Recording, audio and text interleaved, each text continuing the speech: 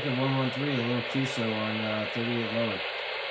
Oh yeah. Back in the 80s, yeah, it was really hot. I was living in North Jersey at the time in North Bergen, and my neighbor, he was a World War II vet in the Marines, and he had two Antrons co-phased on either side of his house on the chimney at the top, and he only had an AM rig as far as I remember. Mind you, I was 9 years old at the time, but he'd let me get on there, and I'd be talking to truckers on the George Washington Bridge. It was so much fun. And we'd get up into New York, upper New York State, and by the lakes and stuff, and up in Connecticut and Boston and whatnot. It was fun. That's what piqued my interest, Mr. McGuire up in North Bergen, when I was 9 years old. So I've been doing it ever since. In the '90s, I was running a no lie. It was Radio Shack was our friend back then when you were a kid. I was running a realistic TRC.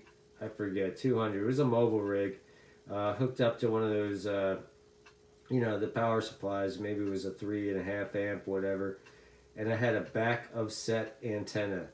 And to this day, I wish I never got rid of that antenna. I know it's silly, but it was perfect. It was a 90-degree angle to the SO239, and you just plugged it in, center loaded, and that thing worked great. I would get like anywhere between 5 and 10 miles on a normal day, even though I was probably irradiating my brain while using it. But nowadays you can find them on eBay selling for like $65 or $75. It's crazy.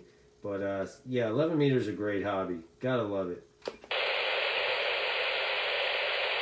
Well, that co-phased setup you were talking about, that must have been something. Yeah, I had a similar situation when I was a kid. My next door neighbor had a Moonraker 4, and I just had a little half-wave ground plane, and of course, with the channels being so crowded back then, and me having this little J.C. Penney radio that was barely putting out 12 watts on a good day to a ground plane, he had the Moonraker 4, so I'd go over to his place, and he'd let me talk on his radio sometimes, and it's much easier to make contacts with a nice beam set up like that.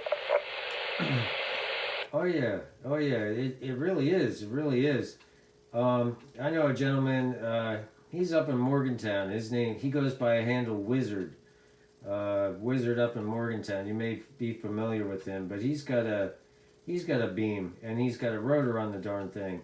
And so whenever I'm up in Euclid, because it's a little higher of where I am, I'll yell for him, and he'll be like, hold up, let me turn it around for you. And he's an awesome fella. But he's always shooting the skip like crazy. And even when it's not skip days, like he'll put that beam where he wants to talk to. The guy he wants to talk to, he'll just rotate that thing. And he'll be like breaking your meter. It's really fun. It's nice to have locals in the area that are still into the hobby and still on the air.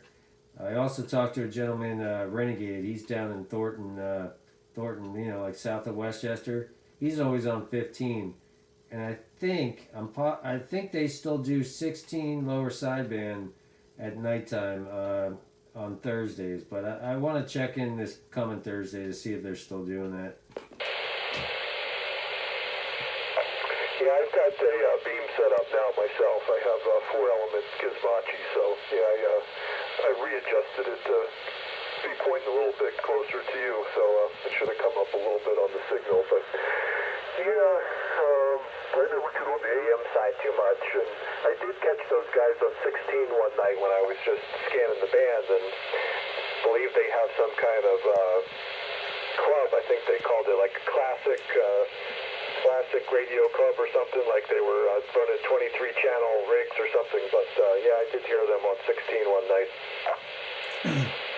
Oh, nice. Yeah, I just actually I'm making a video right now. With your permission, would I be okay to post it? I just zoomed in when you turn that beam around to focus in on the meter. Would that be all right?